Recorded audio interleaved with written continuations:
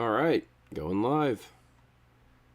I just updated the streaming software, so I hope it all works as it is supposed to. I honestly don't know. I have a mild distrust of streaming software these days.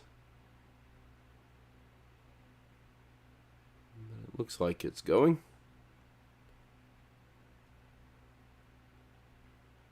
So I'm going to go ahead and dive in.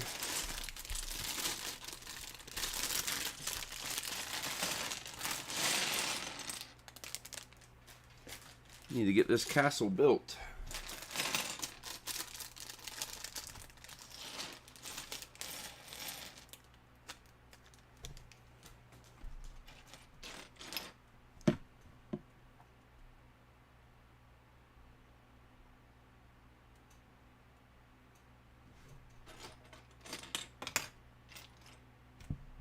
And I hope that everyone has had a good weekend. And hopefully having a good start to your week.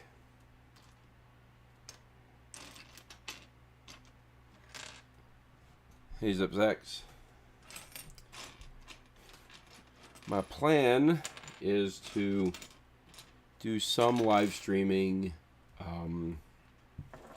during the actual core part of the day. Probably not tomorrow, but likely Wednesday and maybe Thursday. I'd like to get a couple days of that in, but I'm not entirely certain. Some things are going to be played by ear a little bit. I know that tomorrow I have things planned, so I can't do it then, and I know I can't do it Friday, so I'm going to try to operate under the assumption that it'll be Wednesday and Thursday. So, and I don't know that I'll be doing the castle when I do that. I might do another build I've been wanting to do. So we'd potentially put the castle on hiatus, doing it at nighttime, and then doing something different during the day.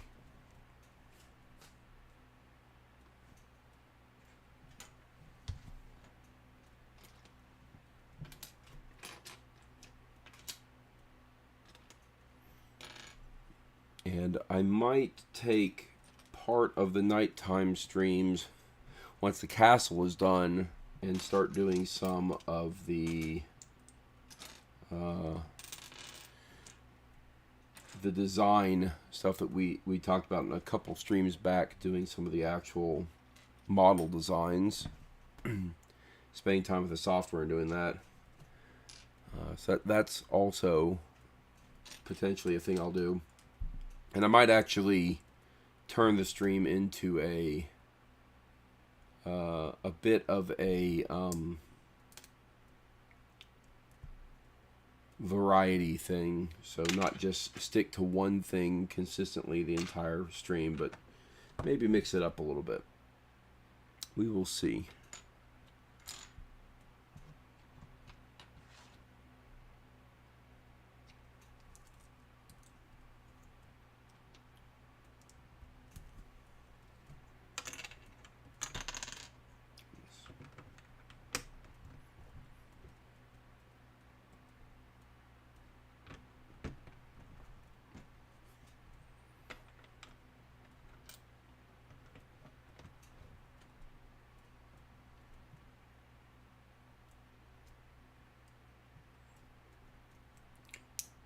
Hey, Wyoming. Hope you and your family are doing well.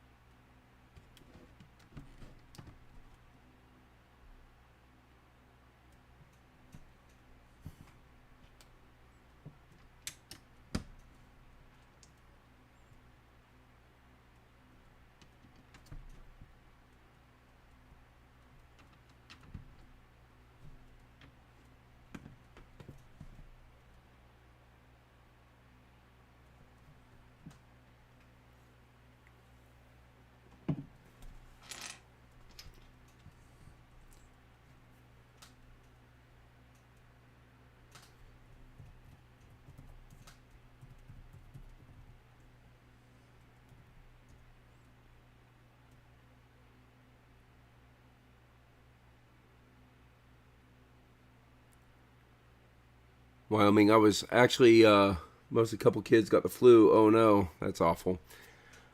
Thinking about you yesterday, actually. Obviously, with it being the anniversary of the attacks in New York on 9/11, it's, you think about people who are first responders.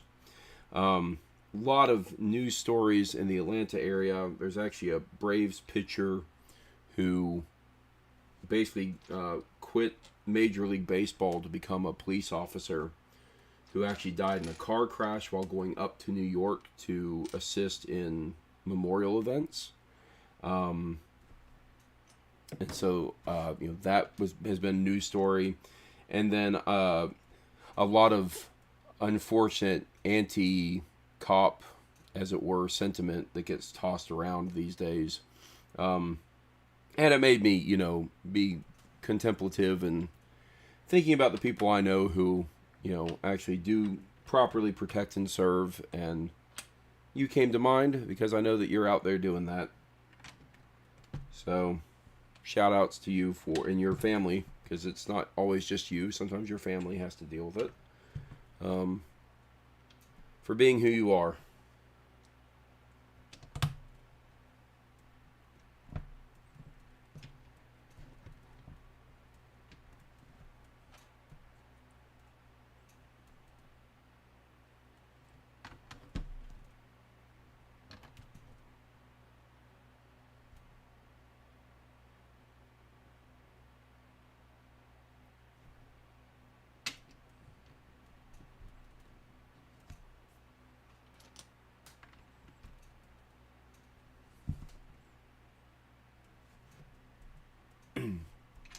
It's always a little bit somber on September 11th.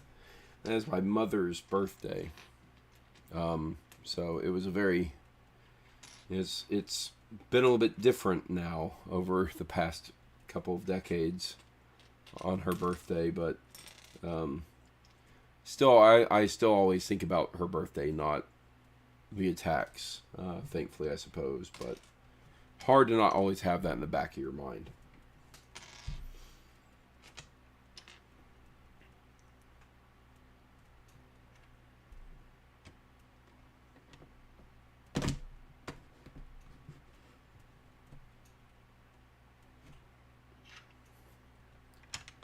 And I think I've gone a month without my kids having the flu or something akin to it. So that's like some sort of record. My wife and I are actually talking just today that we need to actually take them by the local health clinic place that gives out flu shots and get them the children's flu shot to make sure they have less likelihood of bringing that stuff home to us.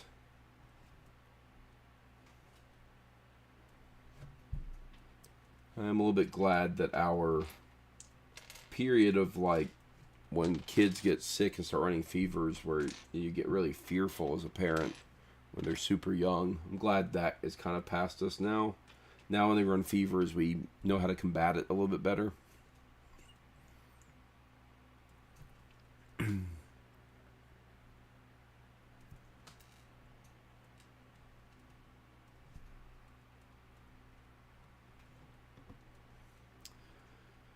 Some areas have less than stellar law enforcement out here with a small population, and that everywhere except Jackson Hole is very pro-Constitution.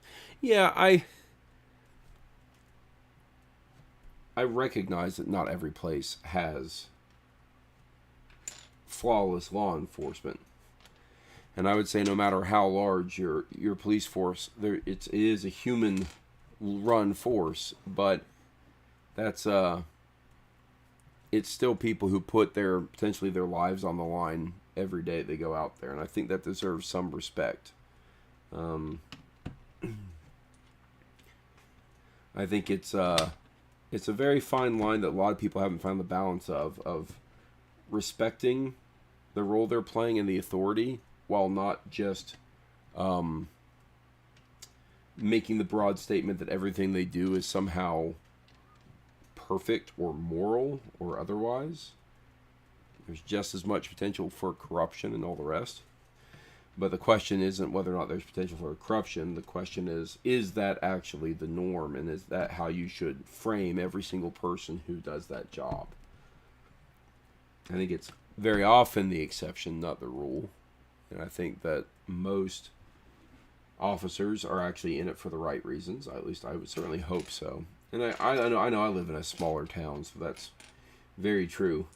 And we have a very community-focused police organization that actually pours a lot of time and energy into doing community-type activities, which is good. You know, it's has not been uncommon for my children to have been able to have positive interactions with our police force.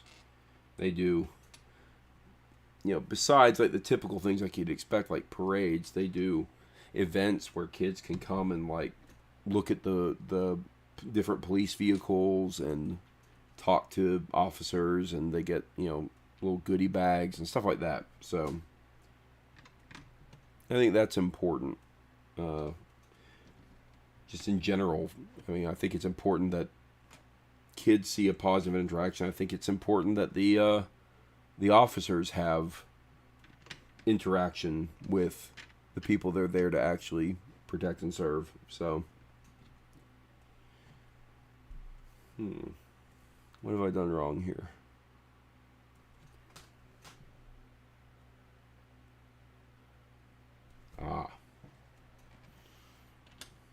It's like a weird optical illusion in these instructions. It was a little bit confusing.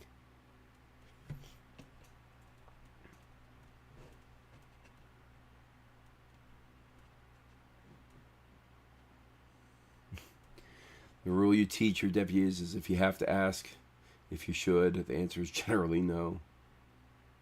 Yep. I started watching a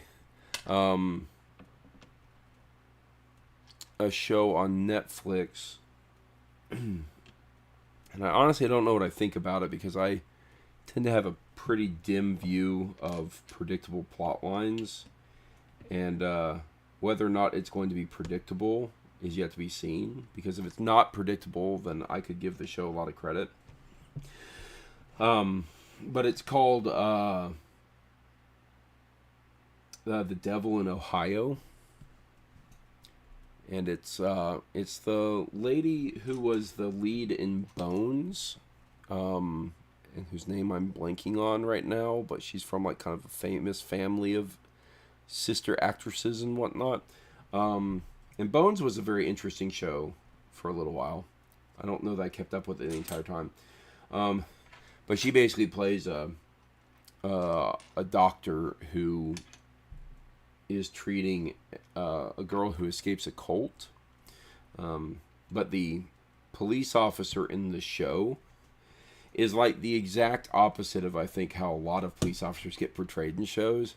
Like, he does kind of follow the book as much as he possibly can, but if something drives him to do what's right, even if it's not what is by the book, he's willing to make that call. It's the type of like character that you actually see a lot less of these days. You tend to have less nuanced characters when it comes to that. And it's like, not only is he like a good detective in that he kind of does things as he should, but he's actually like not a complete idiot like a lot of detectives are in television shows. Like, he actually is solving things. So yeah, that's it's been interesting to watch, but I don't know how I feel about it yet. I have a feeling that the last couple episodes are really going to either make or break the show. And it's well acted, and it's interesting enough. But they do a lot of, like, for it being kind of a mystery show, they are putting a lot of stuff out in the open. And so there's only a couple ways that the show could go that would be truly interesting and taking an approach that would surprise me. And so whether or not they do that, I think, is a big question. What is a sequel I've been waiting for?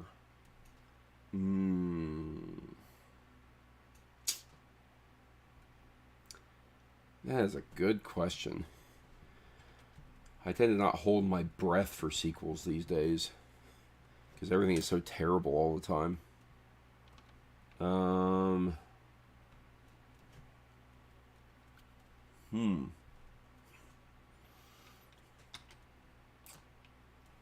going to have to mull that over some. I don't know. Maybe other people should answer that and I'll steal an answer because I can't think of anything off the top of my head. I'll be honest, these days, I think one of the reasons I'm having trouble answering is these days I would prefer having something new. Kind of so sick and tired of sequels and like follow-ups to things and rehashing of the same old stories and characters. I really wouldn't mind it being something completely different for once.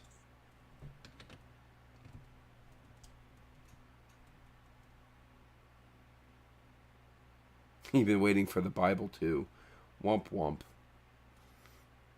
Isn't that just called the New Testament? It's been out for a couple thousand years.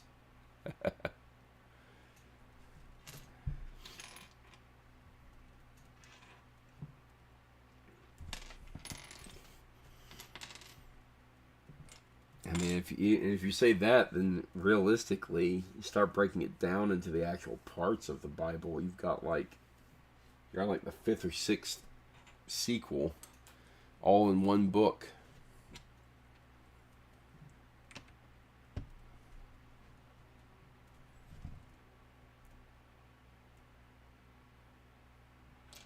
So you've been waiting for a sequel as good as the original. There you go. That works for both the Bible and in general for for just wanting a good sequel. I'll tell you, I think the thing that I really want, quite a lot actually, I would love to have a very, very well done follow-up series or something to Lord of the Rings or something in Middle-earth that I know would actually be good. And not one that I'm going to have to guess whether or not it's going to be good. And pretty much can assume that it most likely won't be. I just really wish they would do... I wish someone would actually take the chance and try to do something with the Silmarillion. Even if they failed. I'd really love to see what could potentially be done. And I think that you could actually do the Silmarillion really well if you approached the first parts of it kind of like Fantasia. Because so much of the Silmarillion is based around creation and the concepts of songs and music. And I think if you had a real heavy focus on the musical score and good, strong musical themes, and told it in a very abstract way with music, again, kind of like Fantasia, you could actually have something pretty good. And then you could get into a more rote, standard plot. You've never watched Lord of the Rings, the Peter Jackson films? Really? That's really, in my opinion, a must-watch. For anyone who likes movies at all, and for anyone who likes Lord of the Rings or fantasy, it seems like a must to actually see those. You can skip the Hobbit films. They aren't very good. But the Lord of the Rings films are really, truly feats of filmmaking in so many regards. And kind of lightning in a bottle. Like, pretty well convinced that they could never possibly make that film series today or ever again. Too many things had to align to allow for it. And a lot of chances were taken that I don't think would be taken today. But yeah, I don't know. The sequel part is just really difficult. Part of me just would like a new intellectual property. I guess maybe if I were to say a sequel I'm looking forward to, or a follow-up, or the next iteration of something, I'm always looking forward to the next thing from the Division series of video games. And they're actually preparing to release 2 games for the Division, kind of close to the same time frame. And some of them are entering like beta testing and potential gameplay invites and whatnot starting soon. And I've you know, as much as I can say, having to follow an NDA, I have played one of them a little bit. You think somewhere going to be done as an anthology or shorts? Yeah, think of. Let me put it this way. Think of the Silmarillion being done in the same style as Death, Love, and Robots, or Love, Death, and Robots, or whatever the title is. Which, if you've never seen it, is really, really good from the perspective of anthology storytelling. You have different artists doing very interesting, very different visual styles. And I'm not saying that you do different visual styles per se. What I'm saying is you have what is essentially, you know, mini movies with maybe even really well-known directors doing each part. They don't have to match. They don't have to be directed exactly the same. They don't have to have that same level of unity. You know, the unifying vision can be that of telling the story and maybe some of the actors that are in it, or you know, some of the locales, and you don't shift that too much, but you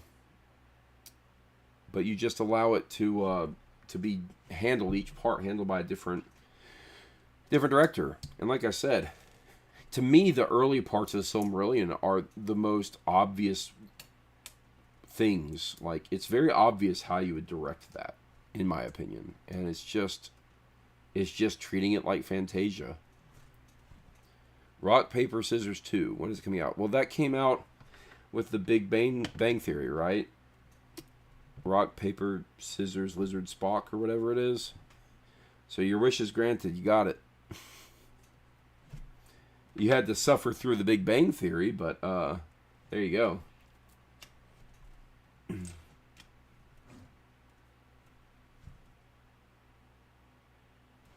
Weird. Am I missing a piece? Yes. It's in this bag down here.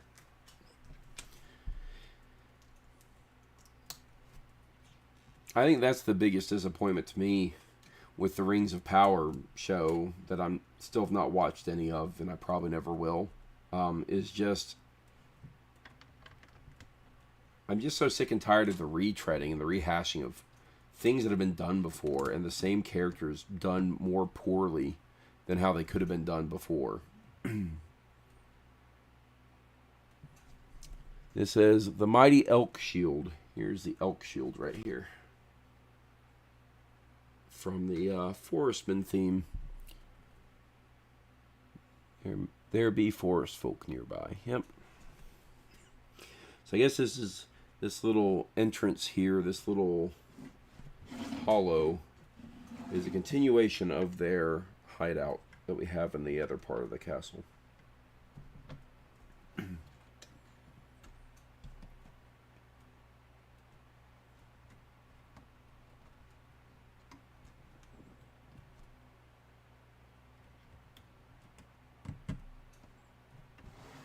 I'm sure there's sequels and things I'm excited for, or would be if they existed. I just can't think of one. I really, at this point, I feel well and truly starved of good content for original things. You know, if you were to ask me that question a few years ago, I would have said the sequel to The Haunting of Hill House. I haven't even watched the second season of that show. I liked the first season a lot, but I haven't watched the second season. So I don't know. I don't know how to answer that. Movie based in Eastern Europe or Southeast Asia where the characters are stuck between great power struggles.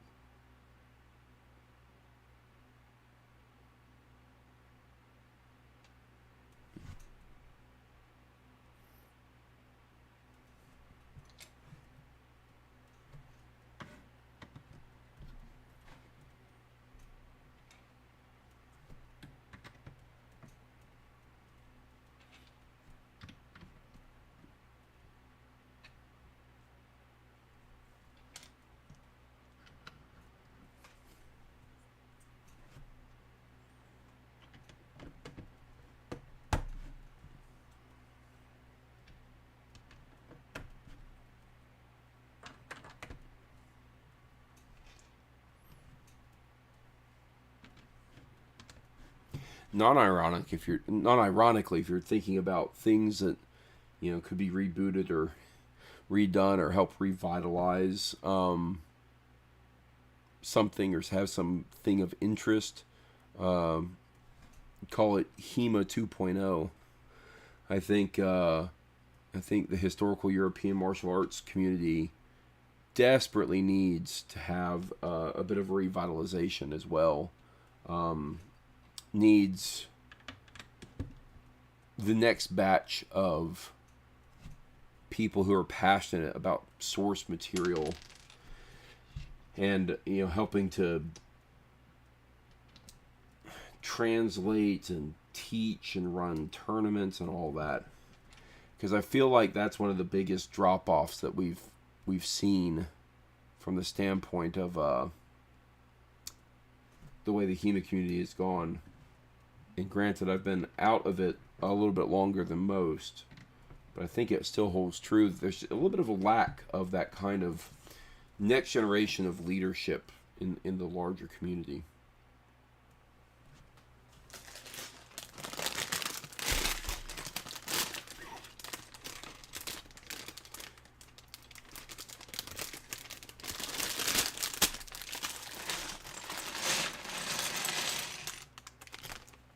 A lot of the big minds and the major players in driving a lot of what HEMA was back in its heyday, as it were. I mean, I say that as if it's a dead thing, and it isn't really. But it definitely needs more of what it used to have. But you think of like a lot of the major names in it, especially in the U.S. side, they've all kind of moved on. They've either aged out of competition. Once you hit your 40s or even your late 30s, you're going to have a hard time, even if you've got pretty decent skill, you're going to have a hard time competing with a 20-something-year-old young, fresh kid who can move really quickly. All right, missing a bag here. Let's see if I can find it.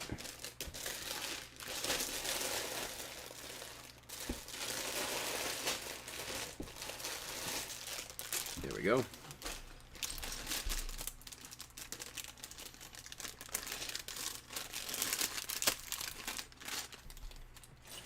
I know that around the time, I think it was about 2017 when Long Point was happening, Jake Norwood, who was really seen as one of the primary leaders of everything Long Point related and really East Coast HEMA in general, he announced that he and a lot of people were kind of reaching the point where they were ready to end their time running things, and they noted that they would like to continue participation, but they didn't want to be the people who would drive it.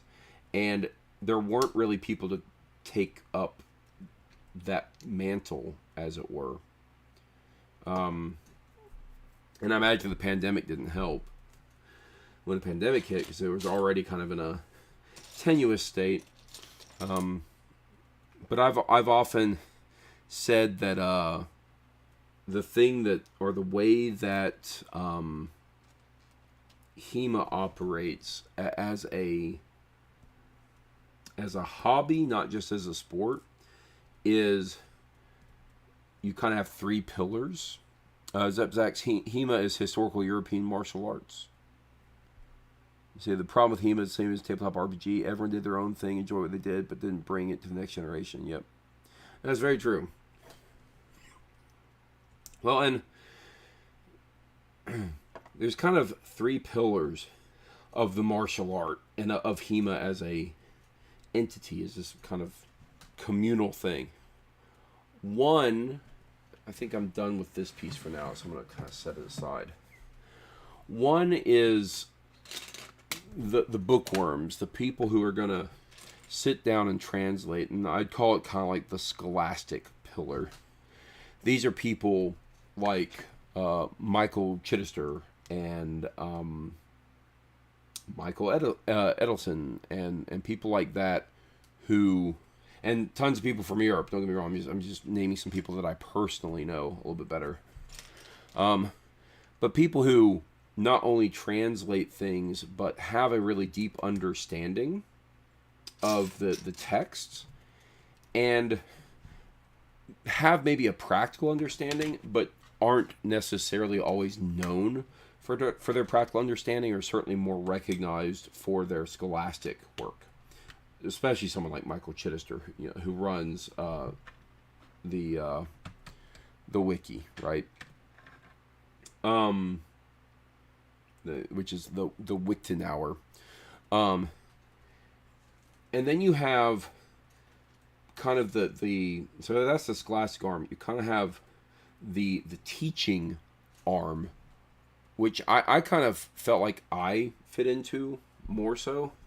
I actually can do some translation of anything that's in Latin, and I have done some like half-hearted attempts at doing some translation of source material before.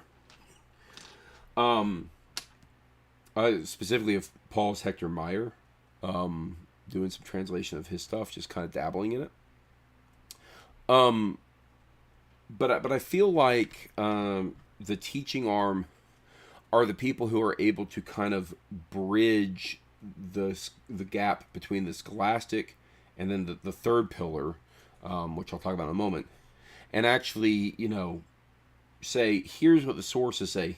Like, they know the sources well enough to then make correlation to actual practical martial arts and, methodologies. And they may not necessarily always be the most skilled fighter in and of themselves, for a variety of reasons. Maybe they're aged out of it. Maybe they have some injuries that they haven't been able to overcome, or maybe they just were never the best fighters in HEMA, but they are good fighters in their own right with other martial arts. I actually know someone who's an extremely gifted martial artist in so many martial arts, and he can train people in HEMA, but I actually don't know him for his HEMA work. I kind of know him for, I know him for his HEMA work, but I think he's also recognized as just generally being a good martial artist in, like, Asian martial arts. But they're there to kind of train up the third pillar, which is those who want to do fighting and competition and the actual sport of it. And the problem that I've seen is that you have a glut of people who want to actually fight. They want to learn how to fight. They want to hold a sword. They want to wield a sword. They want to buy the equipment. They want to go to tournaments. But they aren't necessarily spending their time, when they're not fighting, with the nose in the book, as it were, or learning or teaching. And so what you have is, you have a lot of people, there's a lot of demand, but there's just not enough people who are skilled enough or knowledgeable enough to meet that demand. And that's actually one of the major problems these days, in my opinion. And it's only getting worse as people who have potentially dedicated years, decades even, of their life to historical European martial arts are saying, yeah, I'm done. I'm going to move on and do other things now. There's a time and a season for everything. And some people have reached their end point and they feel like they've done all they could do. And that next generation just isn't stepping up to the plate, which is very unfortunate, and it really needs to.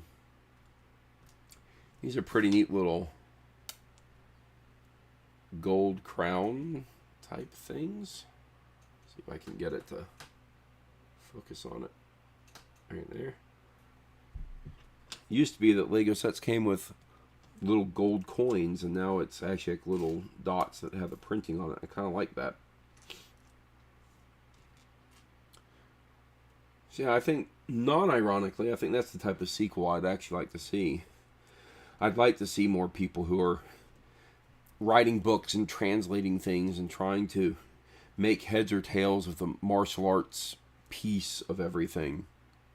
I think we need more of that, and we just don't have it right now.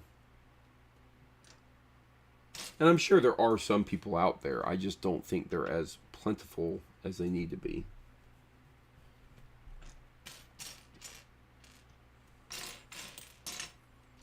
Some of the most talented of the people in that third pillar are people who have no interest in source material, really. They just want to be good fighters. But it speaks to the overall problem.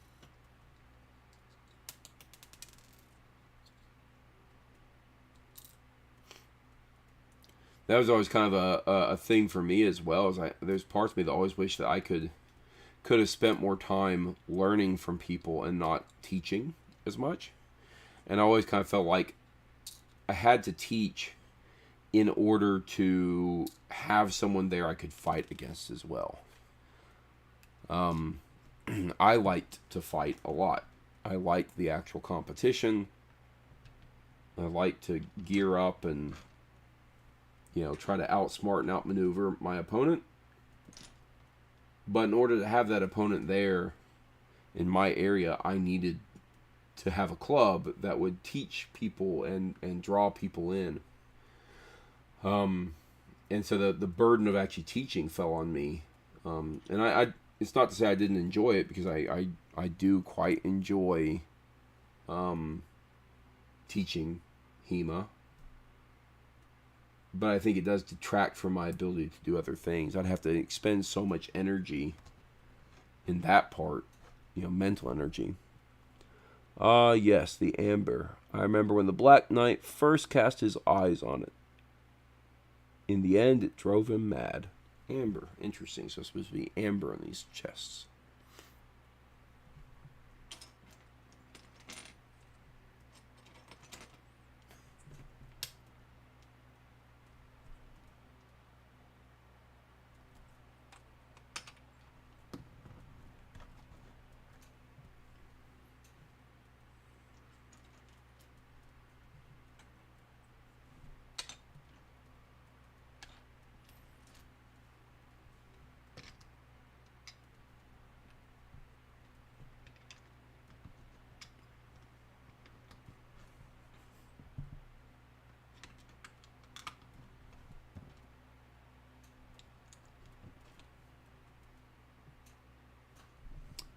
A brown frog. I wonder if he was always that lovely color.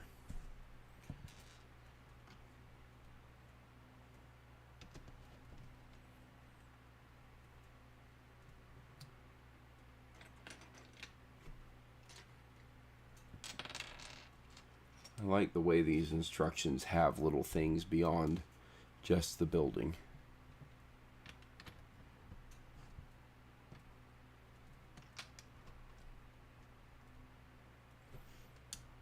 When I was teaching HEMA, I would often I would have a curriculum, and even something akin to a oh goodness, what do you call it when you have the plan? There's a term for that. I'm blanking on it for some reason. In my old age, I'm forgetting things. I'd have basically, what they could expect to learn, where they'd start, where they'd go.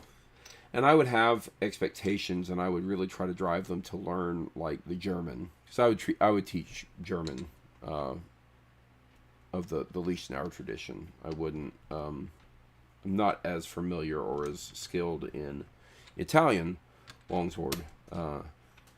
So I would really try to force that knowledge on people, and I would be very cautious to always use the German phrases for everything. So, I would, for example, I'd get them to go through their guards, right? And guard transitions are not the most highly useful thing, but being able to recognize and snap to a specific longsword guard is important. And being able to move swiftly between them and in a way that isn't haphazard is important. But in that exercise, I would, call out Oaks, Vom Tag, Flug, Alber, Nebenhut, right? Like all the basically the 5 stances. And I would randomize it in order. And they would have to know Vom Tag, hold blade over the head, and I would actually differentiate Vom Tag from High Vom Tag, which is where you have it over the crown of your head versus over your shoulder. And then you'd mix it up and tell them that they'd have to change the guard based on the side of their body, and so they'd end up having to take a step forward and back, and you change the guard, and it would teach them to place the guard on either side of their body. But I'd always use the German, so that there was exposure to the German and recognition that it comes from somewhere. It isn't, we aren't applying a modern filter to it necessarily, but I expect people to actually know some of the original German terminology, and I'd explain what it all meant. Oaks means the ox guard. You imagine it like a horn or something. Vom Tag means basically the roof over your head. My favorite was always Alber, because Alber means the fool's guard, and the way I would use it, the way I explain it is, you look like a fool in the guard because you look like you're very open to attack, but the fool would attack you in this guard because you can quickly bring the point to bear, basically. That kind of thing. But again, it's kind of hard to get people to fully recognize or have an interest in breaking open a book these days, unfortunately. Have I watched El Camino? I have not. Mostly because I'm a little bit afraid of retreading such a great show in some way, but I imagine it's pretty good. I did watch a little bit of the first season of Better Call Saul, but I kind of let that. I think I kind of have gotten into the habit of waiting until things have ended, and then I want to know if they've ended good or poorly. And then, based on whether or not they've ended good or poorly, I'll go back and watch them. Life is too short to watch a multi-season, multi-year show and get invested in it just to have it be a terrible ending to the series that kind of undercuts the whole thing. A la, Lost or Game of Thrones or whatever. It is on my to-watch list. Actually, to answer that question now of, is there a sequel I'm excited for? Currently, one of my favorite ongoing shows that I've really been enjoying is Barry on HBO. It's really good. It's a very, very funny, dark humor type show. And it just got done with its third season-ish. And I am anxiously awaiting the next season because of how it kind of left off. They really could have easily just called it quits where they did. But it would not be the most satisfying ending. And you kind of want to have a satisfying end for a show like that. So there's my answer to the sequel thing. Definitely think that's the case. You were taught the military version of Krav Maga. Yeah, let me ask you a question about that. You say the military version of it. I was having a conversation with someone about Krav Maga, someone who has taken some. I've never taken it. And in conversation with them, they basically said Krav Maga is a martial art that teaches you, or it has the primary focus of disengagement. Like, you might have multiple opponents, so disengage, do what you can to get away. And that's fine and all, I guess. But, I don't think this is just my own misgivings about it. I don't think a martial art should be taught with the, call it the run, hide, fight mentality, where you're trying to default back to one of those. Yes, with any martial art or with any situation, if you can get away, you should. But that shouldn't be the purpose of the martial art. There's something about the way it was framed that I was just very confused by. And that's Wyoming. You said he's feeling Krav Maga is jiu-jitsu, multiple weapon school, or sorry, you okay, sorry, civilian Krav Maga, Jiu-Jitsu, and multiple weapon schools. Okay. And that's the watered down civilian version. That's kind of how it came across to me.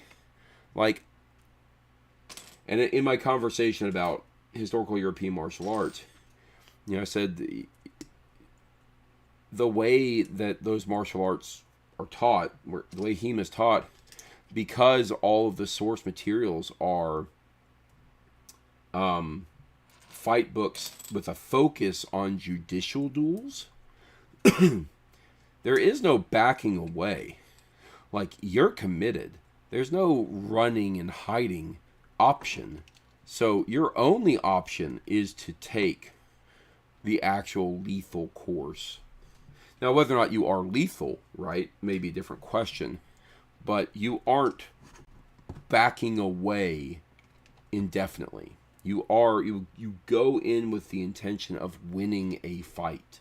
And that's a mentality that, like, I find very, or a different mentality I find very foreign, right? I find it a very foreign concept to say, I'm going to grab and throw you to the ground just so I can run away as quickly as possible. Like, there's maybe an extra step that I would throw in there potentially. And so I don't know. I found that a little bit strange. The civilians taught police and bodyguards, military's taught to kill as fast as possible. Yeah. Well, it's like the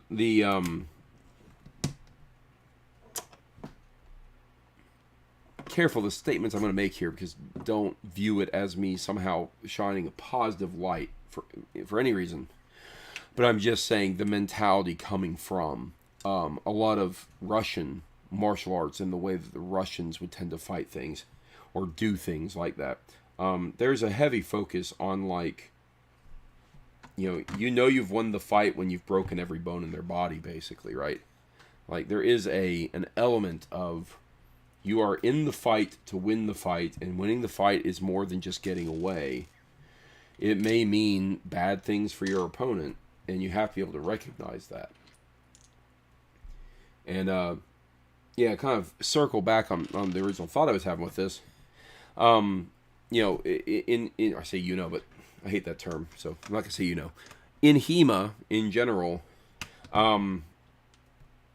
it's kind of taught that, like, if you can get your opponent to the ground, that's how you attain the high ground, right? Again, a focus on judicial duels. A judicial duel isn't going to see you on unlevel playing fields. You're both going to be in a field fighting or in a street. And the major advantage you can get is by getting your opponent to the ground. It's the reason why, an actual throw in a tournament is an automatic win, right? As long as you aren't going down with them, it's an automatic win. Now, of course, going down with them, now you're in a wrestling match on the ground. No one's coming out the winner there, really. You want to be on top, right? You want to be successfully getting the person on the ground. I always kind of say it's getting your opponent to dirt, right? In a jiu-jitsu sense, or in like a mixed martial arts sense, that's done all the time, right? It's a throw and then a grab, and then you get people in some sort of lock. Like that, to me, that's the normal mentality for an actual martial art. It is unfortunately a win at all costs things, and that's, I understand, especially for some civilians, and I say that with me being a civilian, but for a lot of people, it's not the mentality they have, and I get that, and they want to go take a martial art, they want to go take a taekwondo or karate or Krav Maga, but they may not be prepared for the ramifications of, what an actual martial art would be, right? In other words, people who go into martial arts aren't always going to be MMA fighters, so they're not always going in with the intention of learning all the tricks they need to know in order to win a fight. And my misgiving around that is that I don't believe you can teach a martial art without those elements. And so when I taught HEMA, I would say, like, hey, here's what we're going to do. Here's a throw you're going to learn. Here's how this throw would actually go, right? One of my favorites is one where I'll actually go to this view. One where you go into a high guard. So the sword is, I'm right-handed, so the sword will be down on my right-hand side. And what you're actually doing is you're meeting your opponent's sword above, and you're turning so that it deflects their blade down and away from you. So the idea is this is a deflection from a high cut, so a Zornhau type cut, Wrath Strike, really common from Vomtog or the Roof, where they're just cutting over their shoulder. And that's right-handed person coming down on a right-handed person.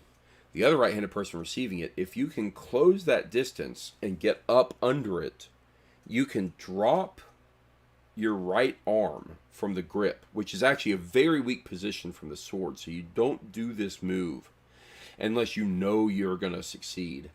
But you use that to simultaneously sidestep and get your hip, your leg, your right leg and hip behind your opponent's right leg and hip. And you meet them either at the throat, the neck, or the body. And I say throat because you could grab their throat, or you could hook around their neck, or you could hook around their body with your arm and throw them, right? Pretty common type of thing you would do in something like jiu-jitsu, where you're grappling and throwing. But the idea is you're closing that distance really quickly, you're deflecting their blade away from you, and you're putting them off balance because humans are not tripods, being bipedal creatures. They always have a directionality to their balance, and you can put them off balance as long as you put it perpendicular to their foot placement. And you'd throw them to the ground. And, in that move, their sword is actually still a little bit free. And so in a tournament, you kind of end it there because they're on the ground. You could actually follow through with it, but I think in some tournaments you actually probably wouldn't because it wouldn't be considered safe.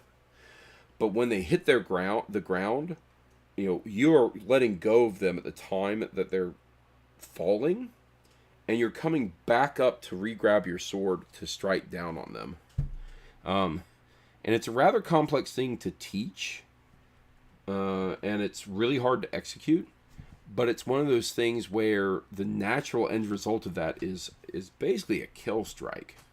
And so when I would teach that kind of thing, I would basically say, like, recognize now that what I'm teaching you ends just shy of the rest of the steps of this. And we're going to have the textbook knowledge of the rest of the steps, but we may not actually practice all the steps. And there's similar things with, especially dagger fighting. There's actually very similar throws, grapples and throws in dagger fighting, of which, for dagger fighting, I actually know Italian, because those are the better translated and more complete sources.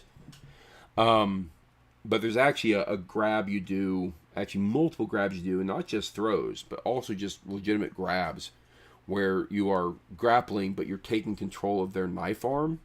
And the natural next step is you go all Stabby McStaverson on someone while you control their blade.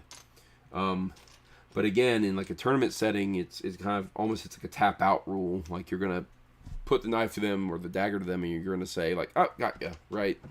And I think that's the biggest difference between how HEMA is taught as a sport versus how it works as an actual martial art. Because the actual martial art was never taught for tournament rules. It was taught for judicial bouts, and there's an expectation there. I find that interesting and important. Let's see. Most Russian martial arts is based on or around Sambo. In the military Krav Maga, you're expected to cripple or kill within 2 hits. Yeah, correct. And I think that's the weird thing to me. Like, why in a civilian version wouldn't you teach that? Because I'll tell you what makes it really easy to get away is when the person can't chase you, right? Like, you got to eliminate the threat. And if the threat can just get up and chase after you, not only do you have to be able to win the fight, but you better be a fast runner too. You better be faster than your opponent, right? You better hope that your opponent doesn't have something they can throw at you, or heaven forbid, a firearm. Like, there's any number of reasons that you would want to make sure that the threat was neutralized. And again, that's from a martial arts standpoint, right? Like, not advocation of violence or anything. It's just trying to note that that's the way these things would normally be taught. So I just find it weird when I come across that, really with any martial art, where the sport of it kind of overtakes or overshadows the intent. And like I think of that a lot with like sport fencing, right? Sport fencing is indicative of the problem, if not a perfect exemplative example, right? And it's kind of duplication of terms there, but it is exemplative of it. You take a martial art and you take it from being about judicial bouts to being about who can land the first strike. You know, maybe the judicial duels by law move away from being to the death, and they end up being to like the drawing of first blood. And then, you know, you get to a point where, well, now everyone who's doing the fight, they don't want to have their blood drawn, so they're going to have a fight with pads on and unsharpened blades, and whoever makes the tag, right? And then that becomes the sport itself. And before you know it, you know, no one has actually learned the martial art anymore. They've only just learned the sport, and they think that that's sufficient somehow. So I don't know. I take that approach, right? It is the typical thing. Run, hide, fight. That's how you approach it, right? Fighting should be the last resort. If you can run, you should run. And I would even say if you can run safely, like if you know you can get away. If you have to hide, hide. But at some point, you might have to fight. And knowing how to do it properly is really key in that. And I suppose if you can throw someone to the ground and run away and that's what you want to do, by all means. But I just don't know that you're guaranteed a lot of success that way. And I think that's why there's probably that huge difference between the way military Krav Maga is taught and the way other, you know, civilian versions are taught. Just like someone who is learning mixed martial arts, you know, they're applying, let's say, jiu-jitsu to mixed martial arts, they're going to have a much more serious take on it than someone who's taking jiu-jitsu so they don't have to do yoga with their wife or something, right? Like, they're using it as an exercise, not as an actual martial art. And I'm not saying that's bad or wrong. I'm just saying you're not necessarily learning everything you need to learn. And the biggest failing of the what I always lovingly refer to as McDojos is that they don't teach things properly. And the McDojo is basically just the McDonald's version of a proper dojo, right? In a proper dojo, you learn everything from a master who actually maybe has some tournament wins under their belt and actually has some backing to what they say. Whereas a McDojo might have a master or sensei or whatever they want to be called, who maybe is middling and not all that experienced, but wants to open up something anyway. And I think that there's a very big risk of that for HEMA as well. Not saying that HEMA needs to be exclusively taught by, you know, tournament winners, but I think the person who teaches should be able to win a fight. They should be able to lead by example. They shouldn't be easily defeatable or have bad, sloppy habits. So, yeah, I don't know. That's my random musings on the state of martial arts, especially in America. I feel like it's just too much of a hobby for some people. And they don't treat it like it could actually be utilized. And maybe there's some mental preparation bits in there as well that people just aren't mentally ready to take those things on. You have an ultra rare platinum tech deck. So you're the coolest guy in 100 meters. Wait, is tech deck the little finger skateboards? Isn't that what they're called? And aren't those tech decks?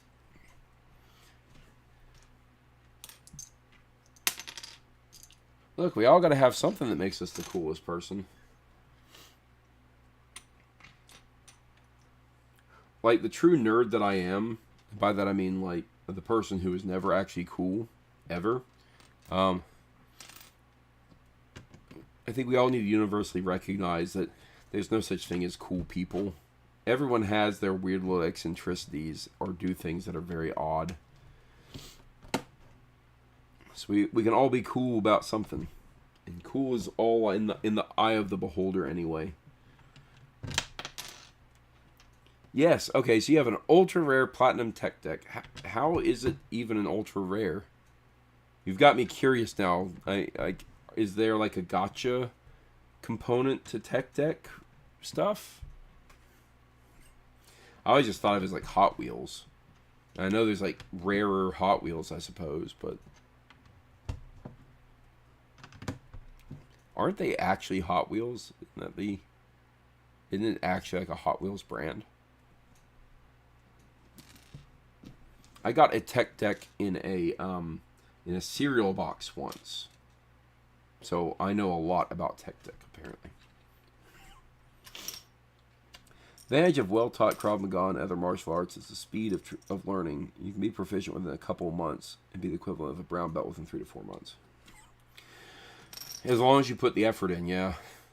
One of the funny things about the way HEMA developed as an actual thing is that very often, especially, and there's actually stories of it, very often judicial duels were time bound, and people who were learning from these masters had a limited window to learn, and so there was this kind of common thought of like, if you could commit at least a day with a master, you could learn a majority of what you needed to know to be somewhat proficient. But you have to have a lot of time trained to get proficient, like truly proficient at it. And I know there's like stories of, a student who went to a master because he had, basically picked a fight. He was going to have to fight a duel, and his opponent, the person he was going to have to duel, was an incredibly skilled swordsman. And the master told this person coming to them that, there was no way he could beat this person in a full-on fight. So what he was going to teach him was not how to fully fight this opponent, but rather just how to engage and disengage, and then to keep an eye out for a specific move that the master knew that this opponent was going to do at some point, right? It's like, if you know that there's only a limited number of moves in the library of attacks someone can make, then really focus on learning what you need to do for that attack, and otherwise learn how to disengage. And the idea being that if you can engage and disengage when he's not doing the move you're looking for, and then you train really well on how to counter the move when it happens, then all you have to do is play the waiting game and stay back and wait for that, wait for your moment to strike. And then, that student learned from the master the specific moves he needed within like a day, and then was able to be successful. So it's not even always about even knowing everything, it's just knowing enough, as it were. All right, that's bag number 2. So we got the guts started. By the way, I built this little wizard guy, little blue wizard. We got the guts of the castle part 2 started. And the way this is set up, it looks like it's going to attach somehow Actually, not sure how it's meant to attach. Oh, goodness, I'm knocking everything. Maybe like this? Yeah, there we go. So that's going to be the entire base of this thing. It's like that. Coming along. What's something rare that I have? Well, I think the Gallow glass sword is pretty rare. There's only 100 of them ever made. And rare is a very interesting concept because it does come to the notion of how many of these things actually exist versus what is the actual value of the thing. While we talk through this, I'm going to open another one of these minifigures. I'm going to try to do the field test on it and figure out what I have before I open it.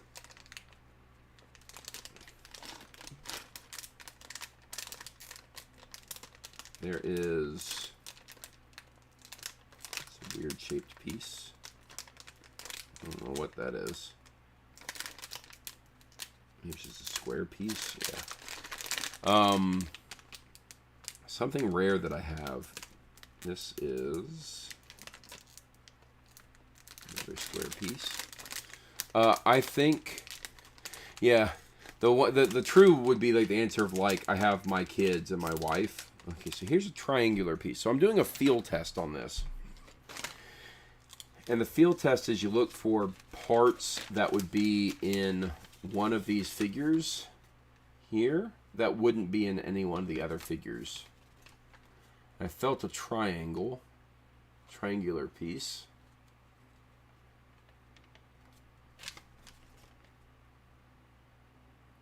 I didn't feel anything big enough to be the boat, and I don't think there's any triangular piece. I think I got, this is my prediction, I think I got the little elf girl with the snow globe. So let's open it up and find out.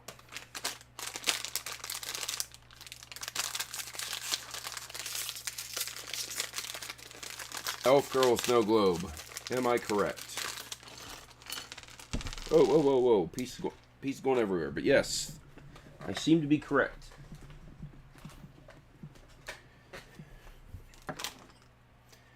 I did, in fact, get the little elf girl with the snow globe.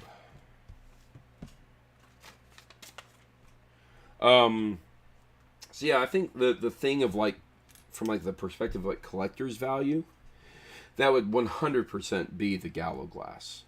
I would think that while it is rare and probably valuable in its own right, it isn't necessarily widely known to exist. I think my large Chainmail Banner is singular and unique. Oh, okay, so hang on. The rare you're talking about is like something that you would get in school that makes you cool. Well, definitely a sword then.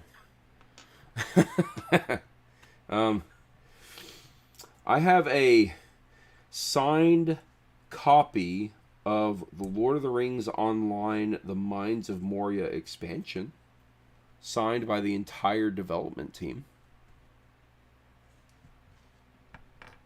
That's actually pretty rare and valuable and of interest to a broader audience. They actually gave me enough pieces in this to make 2 of these little gingerbread house things that go in the snow globe. That's pretty cool. Here we go. Elf girl with the snow globe. So I didn't get my my knight yet, but here's the elf girl. All right. Put it next to my dragon over there. But yeah, I think that would probably be one of the more interesting things.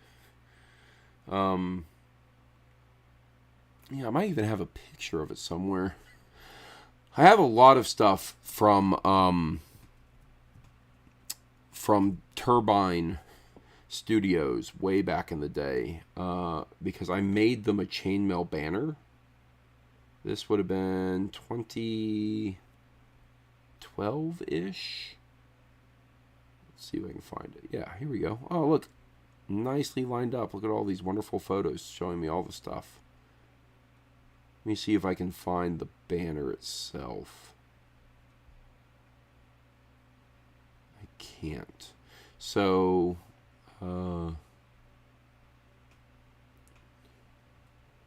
bet you I do have it somewhere.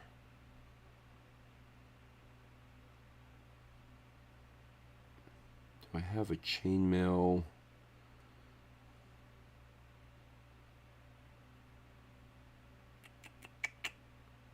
Do not. But I will pull this over. Let's see here. Here we go. Pull my photos over. So, I made a chainmail banner for Turbine Studios, which was their logo. So this is their logo. This was back in about 2012.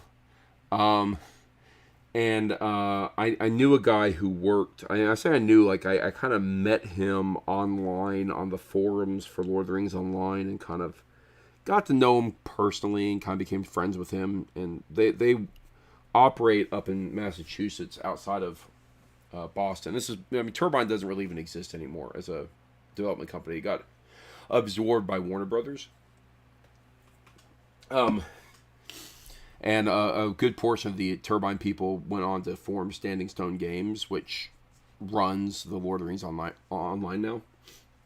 But I made this banner for them that was basically this logo, and I was going to gift it to them, and they invited me to come up to their studio, gave me a tour, let me actually see. They were actually, at the time, they were developing the Riders of Rohan expansion, and I got to see some of it before anyone got to see any of it, what they were working on. Had to sign an NDA and all that. They gave me a tour, and then the community manager who worked up there put together like a big grab bag for me. So I gifted them this chainmail banner, and they gifted me back a bunch of stuff. I have a cloak that had this little, it's a very cheap cloak, kind of like Halloween grade, but it had this custom little screen print on it. I have this. This is pretty rare. It's a Rohirrim banner from the game, like the design from the game, and that's only in existence for like people who worked at Turbine. Really got a lot of these things. Got a little White Hand of Sauron T-shirt, and then here's my signed copy of the Mines of Moria. And it's signed like on all sides of it. Back, front, sides, all of it. By the dev team. And then I also got, I don't know what that is. Like a mouse pad or something. That's Dungeons & Dragons Online. Oh, it's a t-shirt. I guess I never opened it. But it's Lolth from Dungeons & Dragons. The Spider Queen. And it came in these 2 little gift bags. There's tons of stuff in each of them. Bunches of buttons and all that type of stuff. A 5-year hoodie. Another Lord of the Rings Online t-shirt. Lots of buttons. And then I was at a museum up there where I found dog armor. So I'd say that's one of the kind of more interesting rare things I have. I have a couple of rare Lego things, I suppose, or rarer. And by rare, I just mean like more expensive or less common.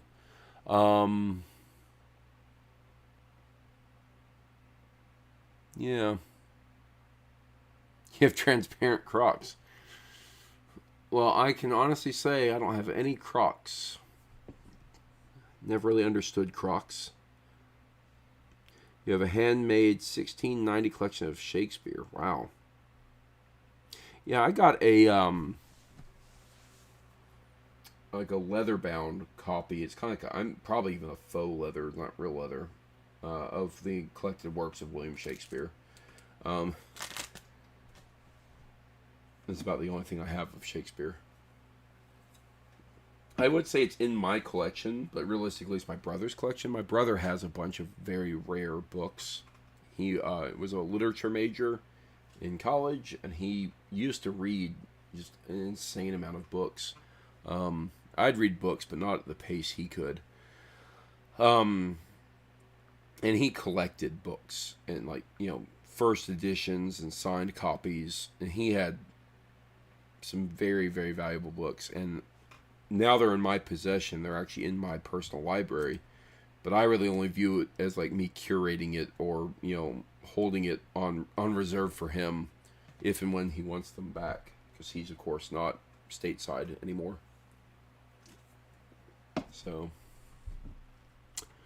all right. Yeah, I think the especially for collectors, I think it's fun to have rare things.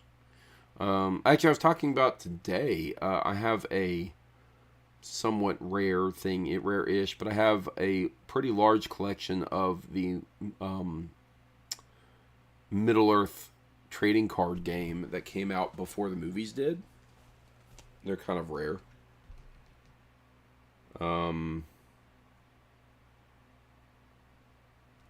So I have that.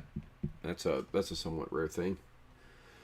But yeah, I think collectors have this concept of like having a lot of rare stuff, and rare things are fun and all, but at the end of the day, they aren't really all that important most of the time.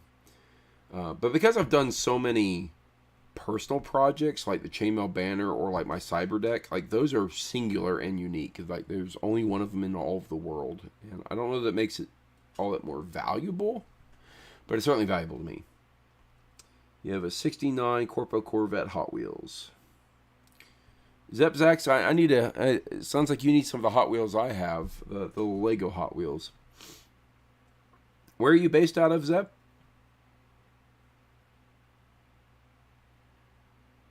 Are you U.S. side? I don't remember. You in the U.S.? Wyoming says, he found it decades ago. Family wanted to sell their dead father's stuff, so I got it for less than $400. Wow, that seems like a good deal. I have actually often thought about, at some point, if I was insane enough, actually sitting down and doing like you're in England? Okay. They have Hot Wheels in England? I didn't know that. Well, if you're ever stateside, or you know anyone stateside who can mule something over for you at some point, let me know. Maybe I'll get you some Hot Wheels. I do have a couple that I can give you. But yeah, I have thought like it'd be really cool to sit down and like hand scribe the Bible into like a proper, and then like get it properly bound. And again, singular and unique, but I don't know that I want to do that. That sounds like a lot of effort. Way more effort than I'd want to put into it. Yeah.